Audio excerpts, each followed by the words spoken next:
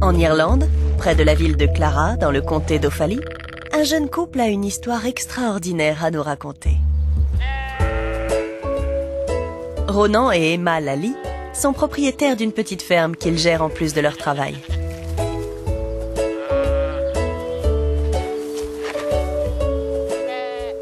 Ils ont une belle collection d'animaux, mais ils avaient envie de quelques canards pour compléter le tableau. Aussi, ils se sont procurés des œufs fécondés.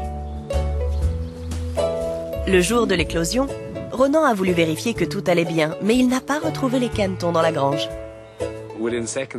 Tout à coup, un chat est entré d'un bond dans la remise. J'ai vite conclu qu'il avait dû dévorer les canetons.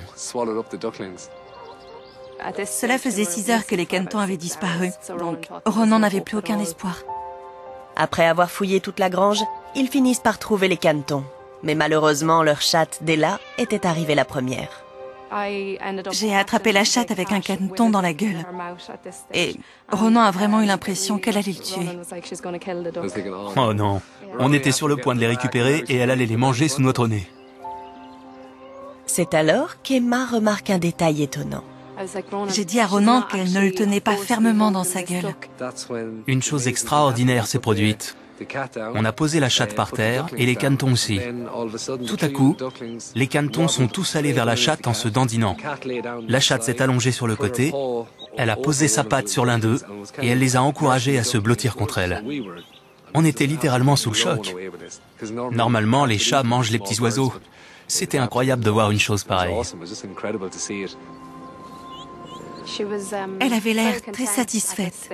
Elle ronronnait et elle était très affectueuse envers les canetons. En la caressant, j'ai vu qu'elle-même venait de mettre bas. Elle avait eu 3 chatons peu de temps avant. Par une heureuse coïncidence, la chatte a trouvé les canetons juste après avoir mis bas. Pendant les quelques heures qui ont suivi, les hormones qui ont afflué dans son organisme l'ont poussée à aimer et nourrir n'importe quelle petite créature duveteuse qui se trouvait à proximité. Je suis persuadé que 2 heures plus tôt ou 2 heures plus tard, elle les aurait croqués.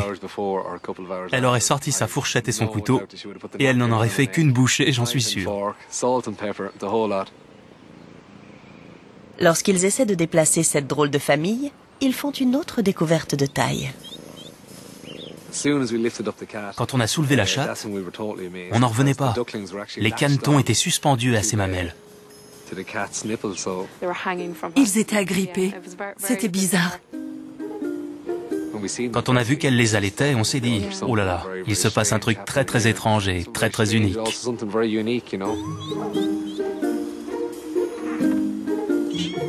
Les canes ne produisent pas de lait. Aussi, les canetons naissent prêts à trouver de quoi se nourrir dans leur environnement immédiat.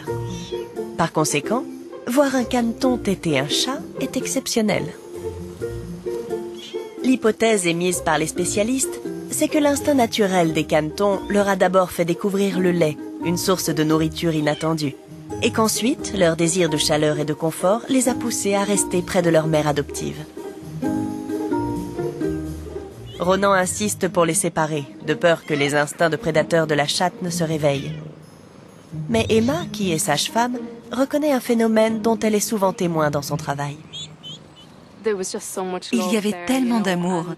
Je vois ça tous les jours en salle d'accouchement. Les mamans veulent garder leur bébé tout près d'elles. Elles le serrent dans leurs bras. C'est un instant suspendu. Il m'a fallu du temps pour convaincre Ronan qu'il s'aimait et qu'il ne fallait pas rompre ce lien exceptionnel. Peu de temps après, les canetons sont devenus plus gros que les chatons et ils ont pris leur indépendance, ce qui n'a pas trop plu à la chatte.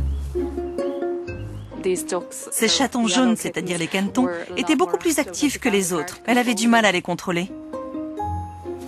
Elle essayait de les faire revenir auprès d'elle et de leur faire comprendre qu'il fallait qu'ils soient sages comme leurs frères et sœurs.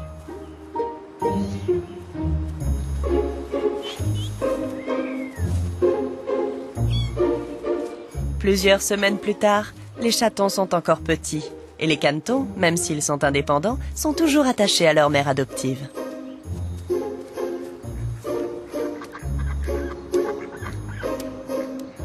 Apparemment, cette situation surprenante est due au fait que la mise bas de la chatte a coïncidé pile avec l'éclosion des œufs. Submergée par son instinct qui lui dictait de materner toute petite créature passant à proximité, la mère a ignoré son envie de dévorer les canetons pour les prendre sous sa protection.